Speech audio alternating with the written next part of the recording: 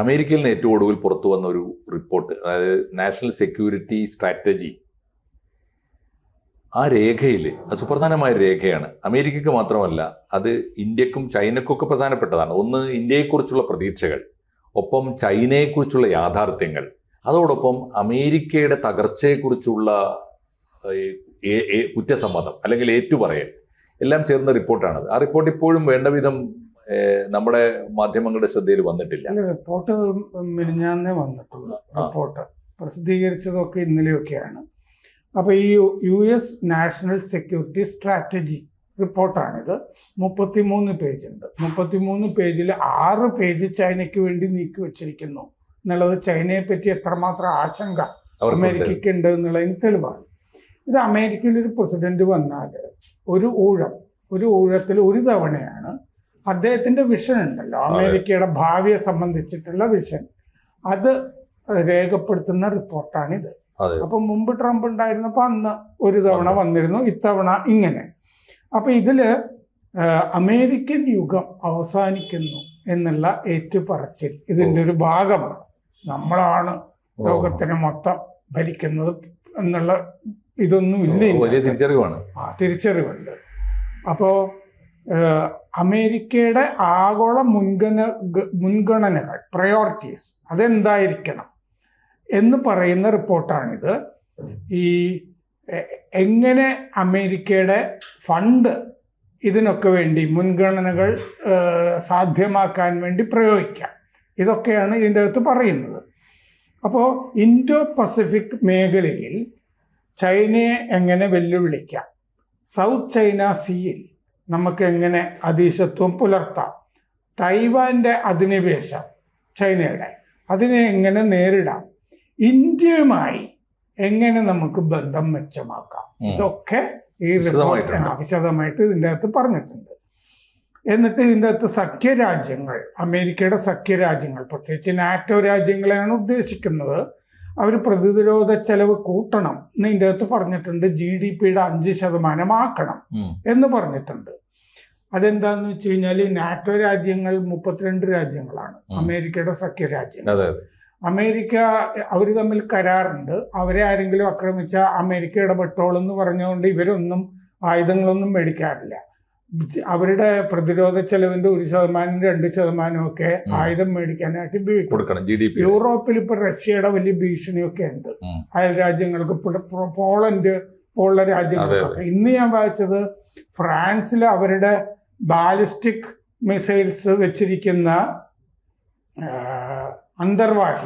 അന്തർവാഹിനികൾക്ക് മുകളിൽ അജ്ഞാത ഡ്രോണുകൾ സൈറ്റ് ചെയ്ത് വെടിവെച്ചു എന്ന് ഞാൻ ഇന്ന് രാവിലെ വാർത്ത വായിച്ചിരുന്നു. അപ്പോൾ പല സ്ഥലത്തും ഇങ്ങനെ അജ്ഞാത ഡ്രോണുകൾ കാണുന്നുണ്ട്.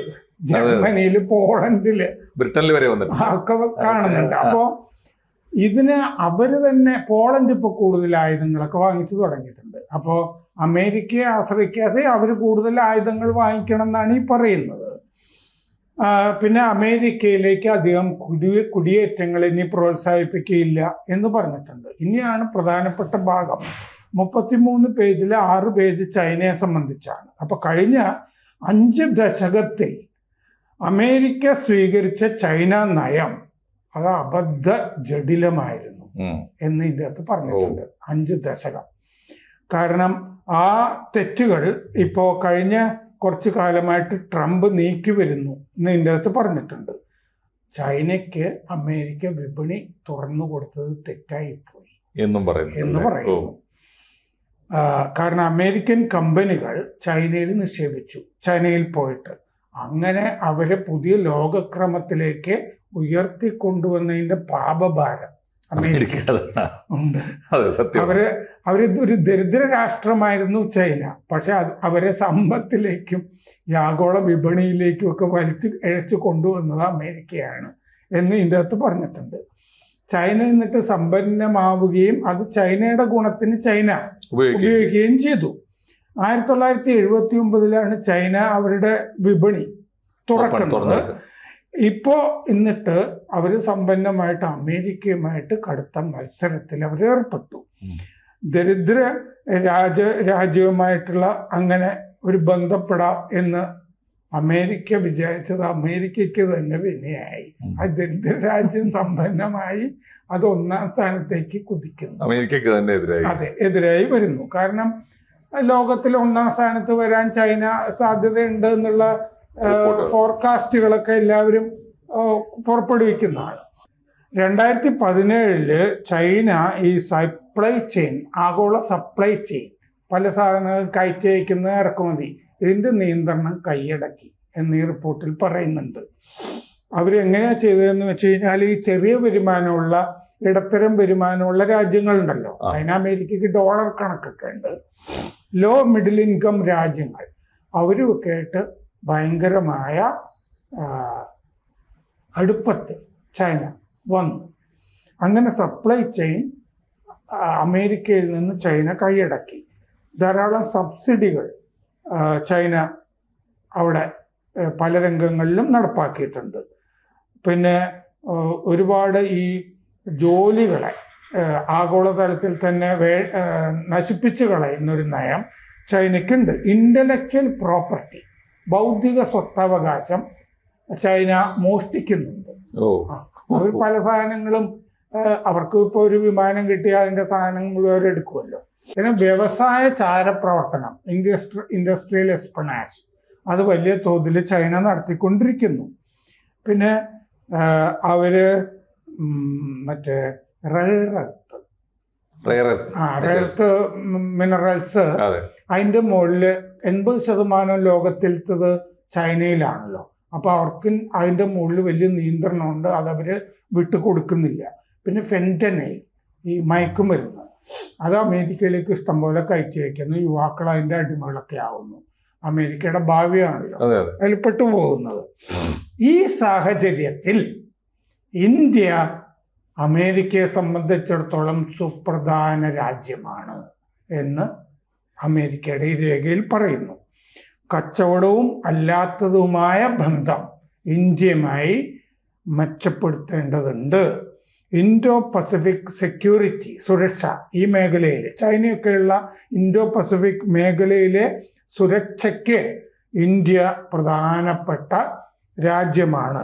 ഓസ്ട്രേലിയ, ജപ്പാൻ, അമേരിക്ക, ഈ ക്വാഡ് രാജ്യങ്ങൾ, ഇതിൻ്റെയൊക്കെ സഖ്യം എപ്പോഴും നമ്മൾ ശ്രദ്ധിച്ചുകൊണ്ടിരിക്കണം എന്ന് പറഞ്ഞിട്ടുണ്ട്. ഈ നവംബറിൽ ക്വാഡ് രാജ്യങ്ങളുടെ ഉച്ചകോടി ഇന്ത്യയിൽ നടക്കേണ്ടതായിരുന്നു. അത് ഈ താരിഫ് തുടങ്ങി ട്രംപിൻ്റെ പല സാധനങ്ങൾ, ട്രംപ് വരേണ്ടതുമായിരുന്നു, പക്ഷെ അത് മാറ്റിവെക്കുകയാണ് ചെയ്തത്. ഇന്ത്യയിൽ അത് നടന്നില്ല. അപ്പോൾ അതുകൊണ്ട് ഈ മൺട്രോ ഡോക്ട്രിൻ എന്ന് പറയുന്ന 1823 ഡോക്ട്രിൻ, അതിലേക്കൊക്കെ, അതായത് യൂറോപ്പിൻ്റെ അധീശത്വം നമ്മൾ ഇല്ലായ്മ ചെയ്യുക എന്നുള്ളതാണ് മൺട്രോ ഡോക്ട്രിൻ 1823 ഉദ്ദേശിച്ചിരുന്നത്. അമേരിക്കയുടെ ഡോമിനേഷന് വേണ്ടിയിട്ട് യൂറോപ്പിനെ അങ്ങനെ കാര്യമായിട്ട് എടുക്കണ്ട എന്നുള്ളതാണ് ഈ മൺട്രോ ഡോക്ട്രിൻ. അതിലേക്കുള്ള തിരിച്ചു പോക്കാണ് ഈ ഇപ്പോഴത്തെ US ഈ നാഷണൽ സെക്യൂരിറ്റി സ്ട്രാറ്റജി എന്നാണ് റിപ്പോർട്ടുകളിൽ കാണുന്നത്. തീർച്ചയായിട്ടും ഇതൊരു വലിയ ഒരു ഇന്ത്യക്ക് വലിയ ആത്മവിശ്വാസം നൽകുന്ന ഒരു സംഗതിയാണ്. രണ്ടാമത്തെ കാര്യം, ചൈന എന്ന യാഥാർത്ഥ്യത്തെ, അതും ഇന്ത്യക്ക് കൂടി പാഠമായിട്ടുള്ളതാണ്. ചൈനയുടെ വളർച്ചയെ എല്ലാ അർത്ഥത്തിലും, അതിൻ്റെ ഗുണകരമായ അർത്ഥത്തിലും ചൈനയെ ഉപയോഗപ്പെടുത്തുക എന്ന് പറയുമ്പോൾ ഉണ്ടാകുന്ന ചൈനയുടെ വളർച്ച, സത്യത്തിൽ ഈ അമേരിക്കയ്ക്ക് നമ്മൾ നാറ്റോയിൽ ചേരണം എന്നൊക്കെ ആഗ്രഹം ഉണ്ടായിരുന്നതാണ്. എന്നിട്ട് അവർ ഈ ഇൻഡോ പസഫിക് നാറ്റോ എന്ന് പറഞ്ഞിട്ടൊരു ആശയമൊക്കെ മുന്നോട്ട് വെക്കുകയൊക്കെ ചെയ്തിരുന്നു.